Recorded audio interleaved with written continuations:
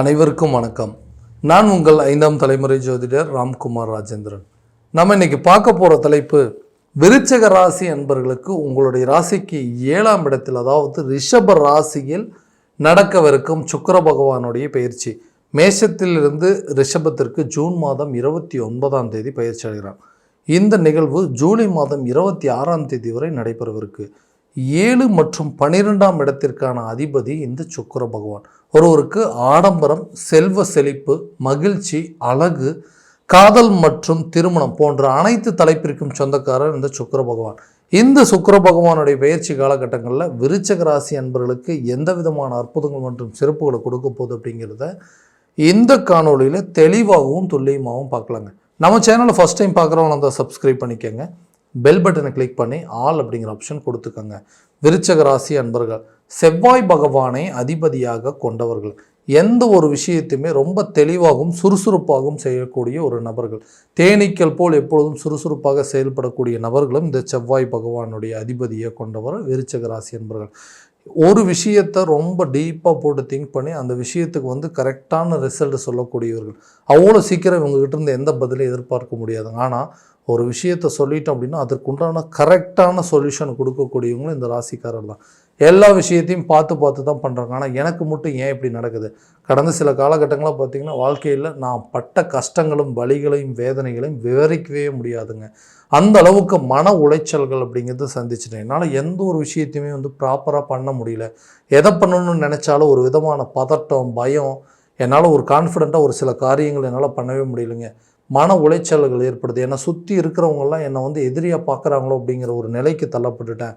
யாருக்கும் எந்த விதத்துலையும் எல்லளவும் துரோகம் செய்யாத எனக்கு நான் யாரையுமே எதிரியாக கூட நினச்சதில்ல. எல்லாருமே என்னை எதிரியாக நினச்சி எனக்கு துரோகத்தை செய்யணும் அப்படிங்கிற அளவுக்கு இருக்காங்க. இதனால் கட்டின கணவராக இருக்கட்டும், பெத்த பிள்ளைகளாக இருக்கட்டும், சொந்த மனைவியாக இருக்கட்டும்ங்க, தன்னுடைய குடும்ப உறுப்பினர்களாக இருக்கட்டும், கூட பிறந்த சகோதரன் சகோதரியாக இருக்கட்டும், எல்லாத்துக்கிட்டையும் தேவையில்லாத சில பகைகள் அப்படிங்கிறது ஏற்பட்டுச்சு.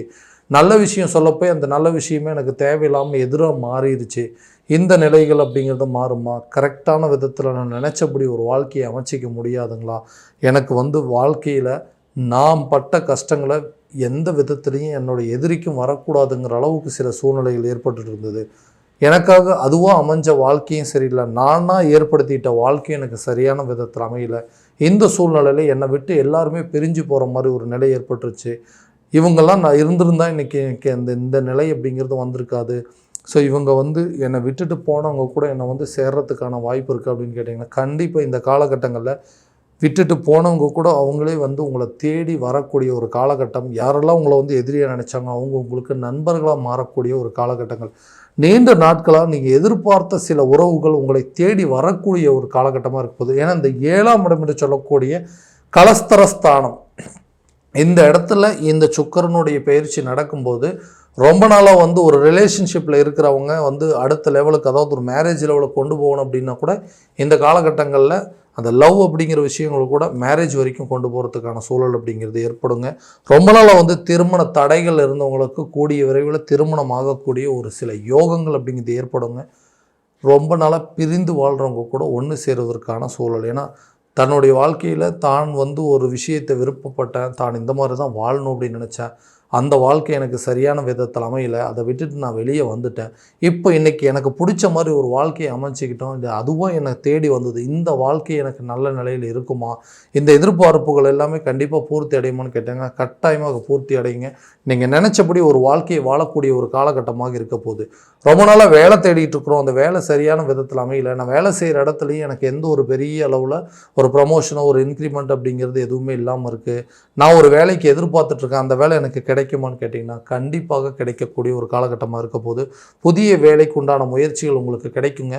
அரசு சம்மந்தப்பட்ட எக்ஸாம்ஸ் எழுதுகிறவங்க, அதாவது கவர்மெண்ட் ஜாபுக்காக எக்ஸாம்ஸ் எழுதிருந்தீங்கன்னா அதுவும் கிடைக்கிறதுக்கான சூழல் அப்படிங்கிறது இருக்குங்க. புதிய தொழிலை தொடங்குவதற்கான வாய்ப்புகள். ரொம்ப நாளாக வேலை தேடி கடைசியில் இந்த வேலையை விட்டுட்டு நம்ம புதுசாக ஏதோ பிஸ்னஸ் பண்ணால் பரவாயில்லையே, அட்லீஸ்ட் அந்த பிஸ்னஸை ஸ்டார்ட் பண்ணுறதுக்கு நமக்கு கரெக்டான விதத்தில் ஒரு ஃபினான்ஷியல் சப்போர்ட் அப்படிங்கிறது தேவை. என்ன பிஸ்னஸ் பண்ணலாம் அப்படிங்கிற ஐடியாலாம் நல்லா இருக்குங்க. அதுக்கு தேவையான நிதிகள் அப்படிங்கிறது இல்லை. பணம் அப்படிங்கிற ஒரு தேவையில்லை, ஒரு லோனுக்கு அப்ளை பண்ணாலும் கிடைக்க மாட்டேங்குது. என்னை சுற்றி இருக்கிறவங்களே என்னை நம்ப மாட்டேங்கிறாங்க. கூட அதாவது பெத்த அப்பா அம்மாவே வந்து நீ எல்லாம் எதுக்கு பிஸ்னஸ் பண்ணுறது, தேவையில்லாமல் லாஸ் ஆயிரு அப்படின்னு சொல்லி என்னுடைய அதாவது தாட்ஸ், என்னுடைய எண்ணங்களையும் செயல்பாடுகளையும் செயல்படுத்த விடாமல் தடுத்துட்ருக்குறாங்க. ஸோ நிறைய ஐடியாஸ் இருக்குது. அது கரெக்டான பணம் வந்து கிடைச்சது அப்படின்னு இந்த பிஸ்னஸ் ஸ்டார்ட் பண்ணி அதை சக்ஸஸ் பண்ணிடுவேன் அப்படி யோசிச்சுட்டு இருந்தீங்கன்னா நிச்சயமாக உங்கள் புதிய தொழிலை தொடங்குவதற்கான சில வாய்ப்புகள் அப்படிங்கிறது அந்த தொழிலை நல்லபடியாக நடத்தி அதில் ஒரு நல்ல லாபத்தை சம்பாதிக்கக்கூடிய ஒரு காலகட்டமாக இருக்க போகுது. எல்லாரும் பண்ணுற பிஸ்னஸாக இருந்தாலும் தனக்குன்னு ஒரு தனித்திறன் எப்போவுமே உங்களுக்கு இருக்குங்க. அந்த பிஸ்னஸை அவங்களோட நல்ல லெவலுக்கு கொண்டு போகிறதுக்கான சூழல் அப்படிங்கிறது நிச்சயமாக ஏற்படுங்க. அதே நேரத்தில் இந்த புதுசாக ஒரு வீடு கட்டணும், ஒரு புதிய சொத்துக்களை வாங்கணும், ஒரு வண்டி வாகனங்கள் வாங்கணும் அப்படின்னு யோசிச்சுட்ருக்குறோங்க. அது எதுவுமே ப்ராப்பராக நடக்கவே மாட்டேங்குது. வீடு வேலையும் சரியான விதத்தில் முடிக்க முடியல. அதுக்கு தேவையான பண நெருக்கடிகள் அப்படிங்கிறது வந்துகிட்டே இருக்குது அப்படின்னு கேட்டிங்கன்னா நிச்சயமாக அந்த 7ஆம் இடம் கலசரஸ்தானம், மனைவி, தொழில், கூட்டாளிகள் மற்றும் நட்பு ஸ்தானம் அப்படிங்கிறது. இந்த இடத்துல நமக்கு நட்பு ரீதியாக சில சப்போர்ட் அப்படிங்கிறது கண்டிப்பாக கிடைக்கும். ரொம்ப நாளைக்கு முன்னாடி வந்து வீடு கட்டக்கூடிய பணத்தை எடுத்து ஒருத்தர்கிட்ட கொடுத்தங்க, அந்த பணம் கரெக்டாக எனக்கு வர வேண்டிய தொகைகள் கரெக்டான சீசனில் கரெக்டான நேரத்தில் வந்துச்சு அப்படின்னா நிச்சயமாக எனக்கு அந்த வீட்டு வேலையை நான் முடிச்சிருவேன். இல்லை ஒரு ப்ராப்பர்ட்டி வாங்கணும்னு ஆசைப்பட்டுட்டு இருந்தேன், அந்த ப்ராப்பர்ட்டிக்கு கரெக்டான டைமில் நமக்கு அந்த பணம் கிடைச்சதுன்னா யூஸ்ஃபுல்லாகும். இல்லை லோன் அப்ளை பண்ணியிருக்கேன், அந்த லோன் எனக்கு கிடைச்சதுனால பெஸ்ட்டாக இருக்குன்னா நிச்சயமாக இந்த காலகட்டங்களில் உங்களுக்கு எல்லா விதமான உதவிகள் அப்படிங்கிறது கிடைக்குங்க. வீட்டு வேலையை செஞ்சு முடிப்பீங்க. புதிய வண்டி வாகனம் வாங்குவதற்கான யோகம் அப்படிங்கிறது இந்த காலகட்டங்கள் நடக்குங்க. இது வரைக்கும் யாரெல்லாம் உங்களை ஏமாத்துனாங்க, நண்பர்களாக இருக்கட்டும், ஒரு கூட்டாளிகளாக இருக்கட்டும், யாரெல்லாம் உங்களை வந்து பிஸ்னஸ்லேயும் சரி பர்சனலாகவும் சரி உங்களை ஏமாத்துறாங்களோ அந்த விஷயங்கள் எல்லாம் மாறி ரொம்ப நாளாக விட்டுட்டு போனவங்க, உங்களை வந்து பகைச்சிட்டு போனவங்கலாம் கூட உங்களை தேடி வந்து மன்னிப்பு கேட்டு உங்களை வந்துட்டு மறுபடியும் உங்களுடைய நிலையை புரிஞ்சுக்கிட்டு ஓகே நான் பண்ணது தவறுன்னு சொல்லி உங்கள்கிட்ட மன்னிப்பு கேட்கக்கூடிய காலகட்டமாக இருக்க போதுங்க. ஆரோக்கிய ரீதியாக சில பிரச்சனைகள் அப்படிங்கிறது அடிக்கடி வருங்க. உடல் ரீதியாக பாதிப்புகள் இருந்துக்கிட்டே இருக்குது. அந்த விஷயத்துக்கு உண்டான சில ட்ரீட்மெண்ட் அப்படிங்கிறது இந்த காலத்தில் நீங்கள் எடுக்கிற மாதிரி வருங்க. அந்த விஷயங்கள் உங்களுக்கு நல்ல ஒரு பலன் அப்படிங்கிறது கொடுக்கும். எஜுகேஷன் சம்மந்தப்பட்ட விஷயத்தில் நல்ல ஒரு முன்னேற்றம் அப்படிங்கிறது இருக்குங்க.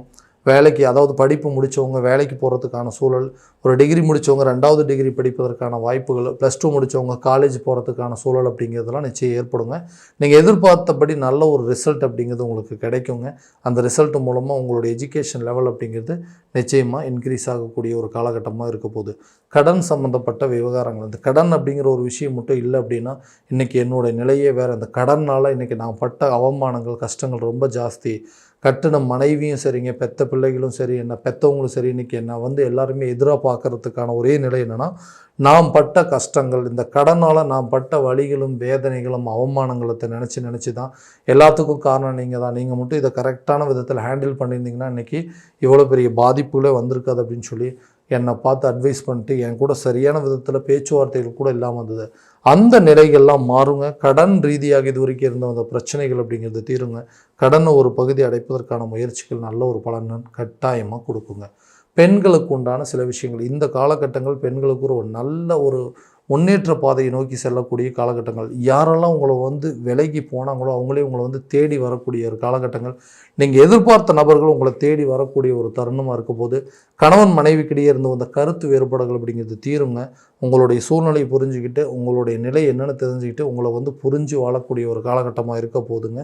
அதே நேரத்தில் உங்கள் கணவன் வழி உறவுகள் எல்லாமே உங்களை வந்து யாரெல்லாம் எதிரியாக நினச்சாங்களோ அவங்களே உங்களை வந்து அரவணைக்கக்கூடிய ஒரு காலகட்டமாக இருக்க போதுங்க. ஸோ இது வரைக்கும் நம்ம பார்த்ததெல்லாம் கோச்சார ரீதியான பலன்கள் மட்டும்தான். இந்த பலன்கள் அனைத்தும் உங்களுக்கு நடக்கும் அப்படின்னா உங்களுடைய சுய ஜாதகத்தை முறையான விதத்தில் தெரிஞ்சுக்கங்க. அதில் உள்ள திசாபூத்திகள் என்னென்னு தெரிஞ்சுட்டு அதுக்கு உண்டானபடி சில முயற்சிகள் எடுத்தீங்க அப்படின்னா கண்டிப்பாக ஒரு நல்ல பலன் அப்படிங்கிறது உங்களுக்கு கிடைக்குங்க.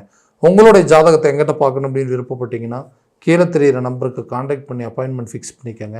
அப்படி இல்லையா ஜாதகத்தை வாட்ஸ்அப் மூலமாக அனுப்பிச்சி வச்சிங்க அப்படின்னா கூட தெளிவான முறையில் கணிச்சு துல்லியமான பலன்கள் அப்படிங்கிறது உங்களுக்கு தெரியப்படுத்தப்படுங்க. மீண்டும் அடுத்த காணொளியில் உங்களை சந்திக்கும் வரை உங்களிடமிருந்து விடைபெறுவது உங்கள் ராம்குமார் ராஜேந்திரன். நன்றி.